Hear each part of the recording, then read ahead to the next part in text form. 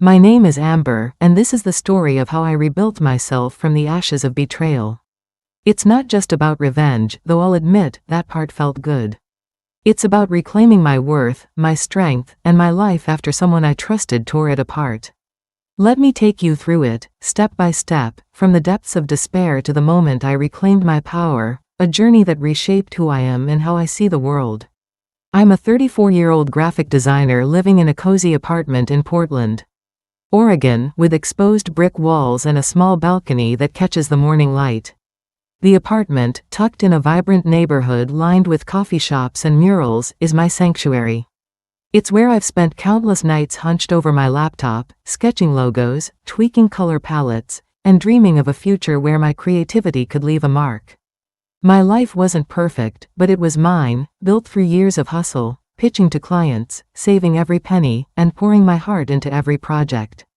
I saw myself not just as a designer but as a storyteller, weaving narratives through visuals that could inspire, connect, and endure. My best friend, Claire, was my rock, or so I thought. We met in college, bonding over late-night study sessions and shared complaints about the cafeteria's soggy pizza. Claire was a freelance photographer with a fiery ambition, always chasing the next gig, her camera slung over her shoulder like a badge of honor. We were the kind of friends who knew each other's quirks, her love for black coffee, my obsession with vintage typography. We celebrated each other's wins and propped each other up during failures. When I landed a small client, she'd show up with cheap wine. When she booked a gallery show, I'd be there, cheering the loudest. She was family, closer than my actual sister, who lived 3,000 miles away in Florida, caught up in her own life. Claire had a magnetic charm, a bright smile, a quick wit, and a knack for making you feel like the only person in the room. But looking back, I see the cracks I ignored. She'd borrow money and forget to repay it, or steer conversations to her own successes, dismissing mine with a wave of her hand. I told myself it was just her personality, confident, maybe a little self-absorbed, but harmless. Love blinds you like that, doesn't it? You make excuses for the people you care about, convincing yourself their flaws are quirks, their slights unintentional. I trusted her completely, sharing my dreams, my fears, and my sketchbooks, never imagining she'd use them against me. The betrayal began subtly, like a shadow creeping across a sunny day. It was late 2024, and I'd landed a life-changing contract designing a brand identity for GreenWave, a Portland-based eco-friendly startup gaining national attention for its sustainable products. The job was a dream, 6 figures, creative freedom, and a chance to put my name on the map. I threw myself into it, working late into the night, my living room a chaos of mood boards, post-it notes, and coffee mugs. Every logo sketch, every color palette, every typeface choice was a piece of me, poured into a vision I believed in. GreenWave's mission, sustainability, innovation, community, aligned with my values, and I wanted my designs to reflect that. Claire was there through it all, or so it seemed. She'd drop by with takeout, snap photos of my cluttered workspace, and post them on her Instagram with captions like, "My girl Amber killing it." #proud bestie. Her support felt like a lifeline during those high-pressure weeks.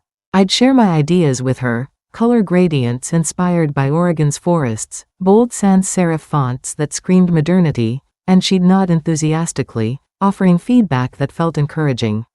I thought we were a team, 2 creatives pushing each other to be better. But then the cracks widened. I'd share a concept with Claire, like a teal and ochre palette or a minimalist logo, and days later, I'd see eerily similar ideas on her social media, pitched as her own inspiration. At first, I brushed it off. We were close, maybe our creative wavelengths were just aligned. Ideas can overlap, right? But that tiny voice in my gut, the one you ignore until it's too loud, started whispering that something was wrong. I pushed it down, because doubting Claire meant doubting a decade of friendship, and that was too painful to face. Then came the day that shattered everything. It was a rainy November afternoon in 2024, and I was at my favorite coffee shop in Northwest Portland.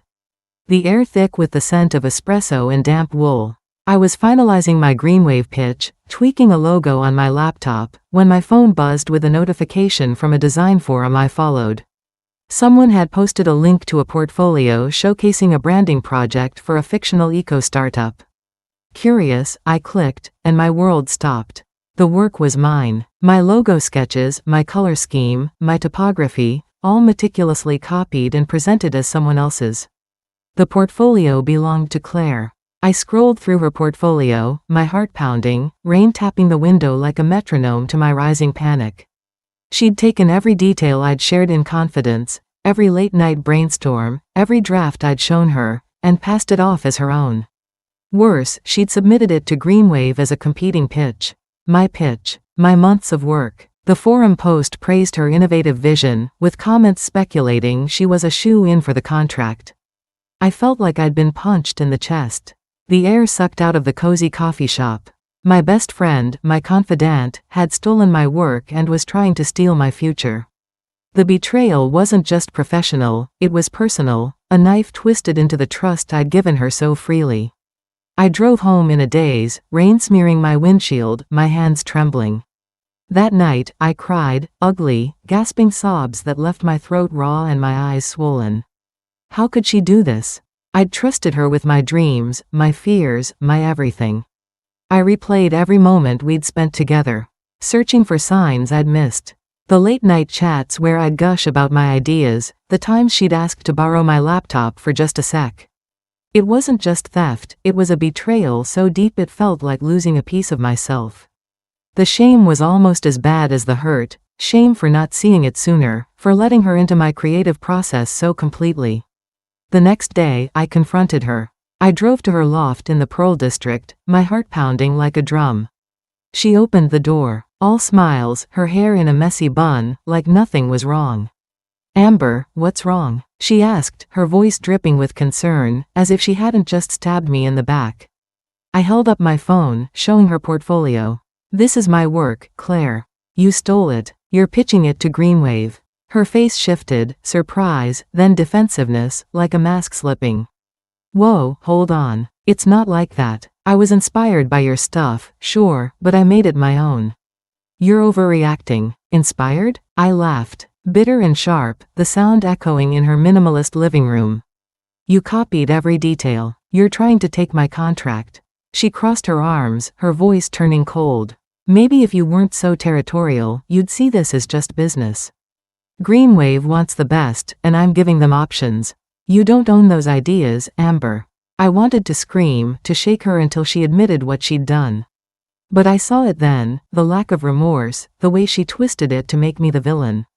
Her eyes, once so warm, were hard, calculating.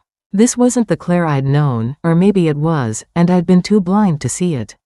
I walked away, my heart in pieces, knowing I couldn't trust her again. The drive home was a blur, rain mirroring the tears I refused to let fall again. For weeks, I was a mess. I couldn't eat, couldn't sleep. Every time I tried to work on my pitch, I saw Claire's portfolio, her smug smile. I started doubting myself. Maybe my work wasn't good enough, maybe I deserved this. My apartment, once my sanctuary, felt like a cage, its exposed brick walls closing in. I'd stare at my sketchbooks, my laptop, and feel paralyzed. The joy I'd once found in designing was gone, replaced by a gnawing fear that I'd never be enough. I stopped going to my favorite coffee shop, afraid I'd run into Claire or someone who'd seen her portfolio and believed it was hers. I withdrew from friends, from the design community, curling into myself like a wounded animal. One night, as I sat on my couch with a glass of Pinot Noir, something shifted. The wine burned my throat, and with it came a spark of defiance. I was done feeling small. Claire had taken my work, my trust, but she wasn't going to take my future. I set the glass down, opened my laptop, and started planning. I wasn't going to let her win, not with anger, but with strategy. I'd rebuild myself, piece by piece, and make her regret ever crossing me. I began by gathering evidence. I dug through my laptop, finding time-stamped files of my original sketches. Emails where I'd shared early drafts with Claire, and even her Instagram posts where she'd tagged me in my workspace. I had proof my work predated hers, a digital paper trail that showed the truth. But confronting her again or going to GreenWave with accusations felt too risky. They might think I was petty or, worse, lying. I needed something bigger, something that would expose Claire without dragging me into the mud. I needed to be smart, to use her own tactics against her. Portland's creative scene is tight-knit. And reputation is everything. Claire had built hers on charm and flashy social media, but I knew her work was shallow. She relied on trends, not originality. I decided to let her own actions undo her, using the very platform she loved, the internet. If she wanted to play in the public eye, I'd make sure the spotlight showed the truth. My plan was simple but meticulous.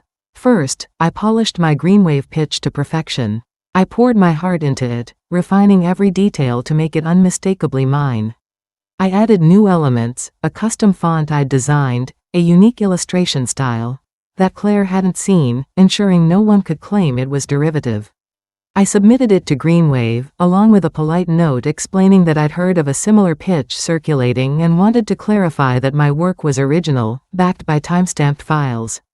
I didn't name Claire. I didn't need to. The evidence spoke for itself, and I trusted GreenWave to see the difference. Next, I turned to the design forums. I created a new account, PDX Creative, to stay anonymous.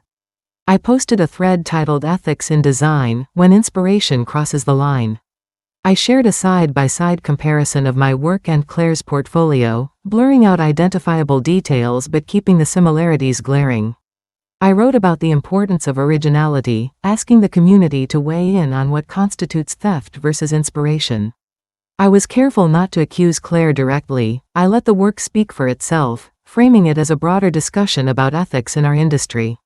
The post exploded. Designers, freelancers, and even clients chimed in, debating ethics and sharing their own stories of stolen work.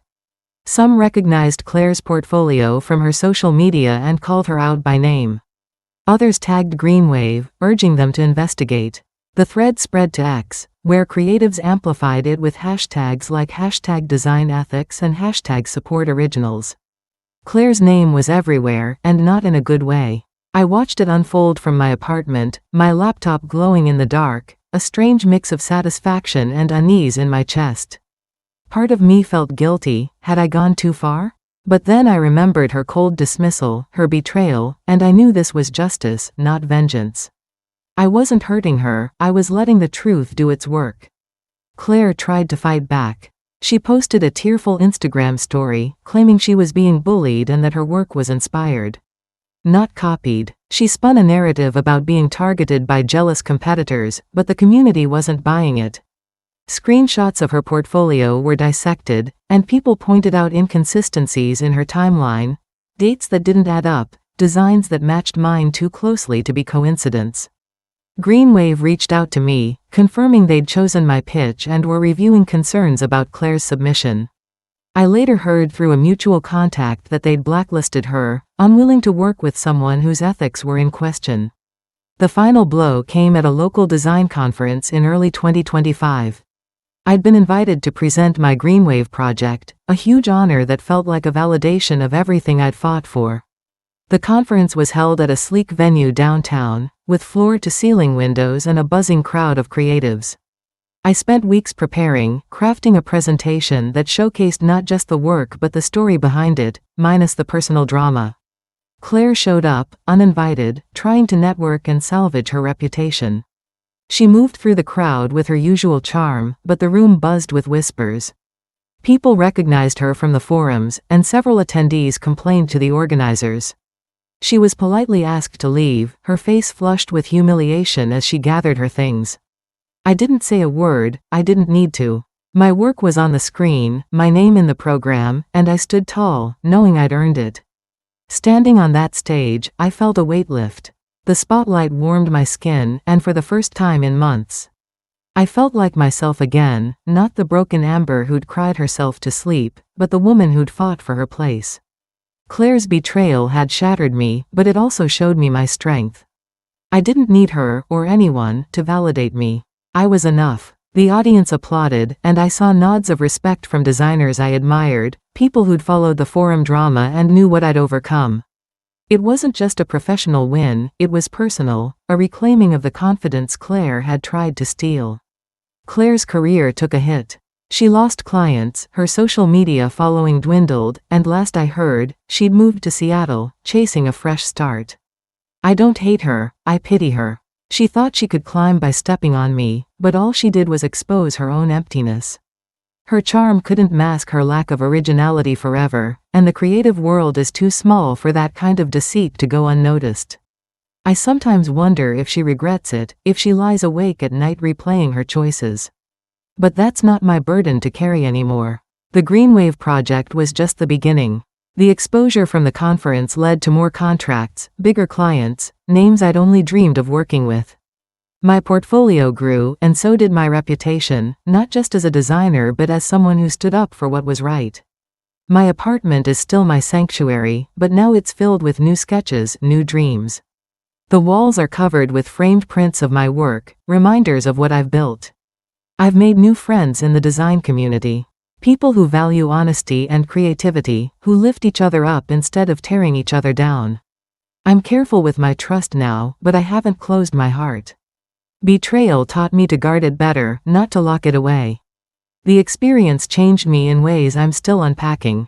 I'm more discerning now, not just with people but with my own instincts. I listen to that tiny voice when it whispers that something's off, whether it's a client's vague brief or a friend's too casual request to see my latest project. I've learned that trust is a gift, not an obligation, and I give it sparingly. But I've also learned not to let one person's actions define how I see the world. There are still good people out there, collaborators who inspire and challenge me in the best ways. I've found them in unexpected places, mentors at the conference, peers in online design groups, even a barista who noticed my sketchbook and shared her own art. Professionally, I've grown in ways I never imagined. The GreenWave project forced me to refine my process. To document everything meticulously, not just for protection but for clarity in my own work. I've started teaching workshops, sharing what I've learned about branding and ethics with younger designers. It's humbling to see them nod, scribbling notes, knowing they might avoid the pain I went through. I've also diversified my work, taking on projects outside my comfort zone, packaging design, motion graphics, even a mural for a local cafe.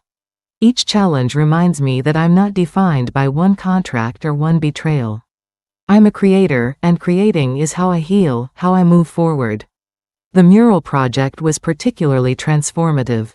The cafe, a cozy spot in southeast Portland, wanted a design that captured the city's spirit, its bridges, its forests, its eclectic heart. I spent weeks sketching, blending bold lines with soft watercolors, creating a piece that felt like Portland itself, vibrant, layered, resilient. When it was unveiled, the cafe threw a small party, and I stood there, watching strangers take selfies in front of my work. Their smiles reflecting the pride I felt. It was a reminder that my art could touch lives, could tell stories beyond my own. That mural, painted on a brick wall much like the ones in my apartment, became a symbol of my rebirth. I've also embraced new tools and technologies to push my craft further.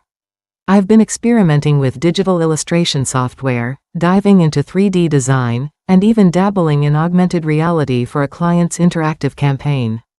These ventures scare me sometimes, they're uncharted territory, but they also thrill me. Reminding me why I fell in love with design in the first place. It's about exploration, about turning ideas into something tangible, something that resonates. On a personal level, I've made peace with the scars. I don't flinch when I hear Claire's name anymore, though I'll admit I unfollowed her on every platform. I've reconnected with old friends, people I'd drifted from during my spiral, and I'm building new memories with them. Hikes in Forest Park, game nights with too much laughter. Moments that remind me life is bigger than one betrayal. I've even started dating again, cautiously, letting myself enjoy the flutter of possibility without rushing to trust too soon. There's a guy the first met at a design meetup, a quiet illustrator with a dry sense of humor, who's been teaching me to see my city through new eyes. We've spent evenings wandering Portland's food carts, debating the best taco truck, and it feels like a small, brave step toward opening my heart again. My sister visited last month, and we spent a weekend exploring Portland's bookstores and breweries, talking about everything and nothing. She noticed the change in me, not just the new confidence in my work, but the way I carry myself, less guarded but still grounded. We laughed over old memories, like the time we tried to bake a cake and ended up with a charred mess, and it felt like reclaiming a part of myself I'd lost in the chaos. Those moments, simple as they were, reminded me that family, chosen or blood, can anchor you when the world feels unsteady. If there's a lesson here, it's this: your worth isn't defined by the people who hurt you. It's in how you rise, how you rebuild. Trust is precious, but so is resilience. When someone breaks your trust, don't let them break you. Take your pain, turn it into fuel, and build something they can't touch. That's not just revenge, it's redemption. For me, redemption looks like a life full of color, creativity, and connections that lift me up. It's a sketchbook filled with ideas, a client list that grows each month. A balcony where I sip coffee and dream bigger than I ever did before. Claire thought she could take that from me, but all she did was show me how much I had to give. This isn't the end of my story, it's a beginning. Every project, every friendship, every quiet moment of pride in my work is a brick in the life I'm building now. It's not perfect, but it's mine, and no one can steal that from me again. I'm Amber, 34, a designer, a fighter, a woman who fell and stood up stronger. If you're reading this, maybe you've been betrayed too. Maybe you're picking up your own pieces. Let me tell you what I've learned: you are enough. Your work, your heart, your dreams, they're worth fighting for. So fight, build, and don't let anyone dim your light. The months following the conference were a whirlwind of opportunity and self-discovery. Each new project felt like a chance to redefine myself, to prove that Claire's betrayal couldn't hold me back. I started collaborating with a local nonprofit, designing a campaign to promote urban gardening in underserved communities. The work was different from the sleek corporate branding I'd done for GreenWave. It was gritty, community-driven, and deeply personal. I spent weekends visiting community gardens, sketching raised beds overflowing with kale and sunflowers, talking to residents about what green spaces meant to them. Their stories, of resilience, of finding joy in small patches of earth, inspired a visual identity that was raw and hopeful, with hand-drawn elements and earthy tones. When the campaign launched, I saw my designs on banners across Portland, and for the first time, I felt like my work was part of something bigger than myself. That project opened doors to more community-focused work. I began consulting for a women's shelter, creating posters and social media graphics to raise awareness about their services. The shelter's director, a no-nonsense woman named Maria, became an unexpected mentor. She'd survived her own betrayals, personal and professional, and shared stories over coffee that mirrored my own. "You don't just survive," she told me one day, her eyes steady. "You thrive. You take what they tried to break and make it stronger." Her words stuck with me, a reminder that my story wasn't just about loss, it was about transformation. I also started mentoring younger designers, something I hadn't considered before. At first, it was just casual coffee chats with recent graduates who'd reached out after the conference.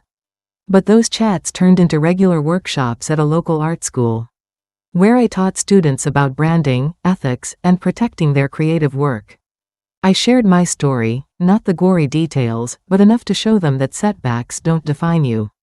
Watching their faces light up as they sketched their first logos or debated color theory reminded me of my own early days, when design felt like magic. It was healing, in a way, to give back what Claire had tried to take from me, the joy of creating. My personal life began to bloom again, too. The illustrator I'd met, Ethan, became a steady presence. He was different from Claire, quiet where she was loud, thoughtful where she was impulsive. We'd spend hours in his tiny studio, comparing sketches, laughing over our shared obsession with obscure fonts.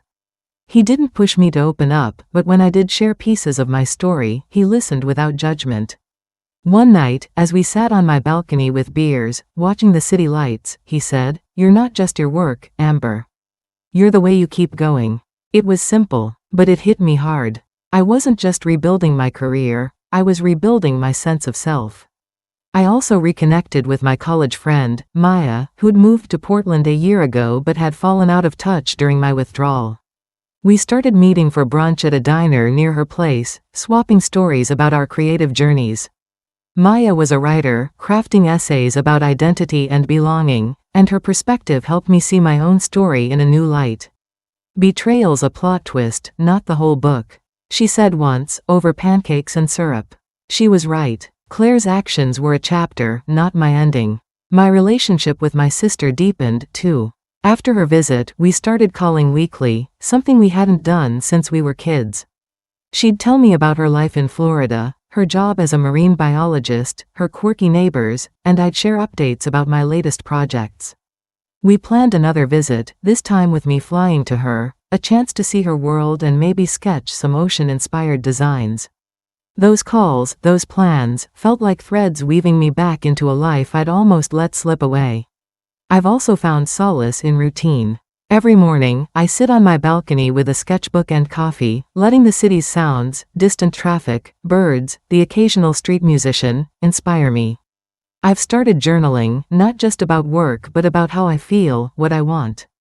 It's helped me process the anger, the hurt, and the guilt I carried for trusting Claire too much. I've learned to forgive myself for that trust. To see it not as weakness but as a reflection of my openness, my willingness to believe in people. That openness is still there, just tempered with wisdom. Creatively, I'm pushing boundaries I never thought I'd cross. I've been experimenting with animation, creating short clips for a client's social media campaign that blend my signature style with motion. It's daunting, every frame is a new challenge, but it's also exhilarating, like discovering a new language. I've also taken up pottery, a hobby I stumbled into at a community center workshop. There's something grounding about shaping clay, about feeling it take form under my hands. It's a reminder that creation, whether it's a logo or a lopsided bowl, is about process, not perfection. Looking back, I see how far I've come. The Amber who cried herself to sleep is still part of me, but she's not the whole story. I'm also the Amber who stood on that conference stage, who painted a mural that made strangers smile, who mentors students and laughs with friends over tacos.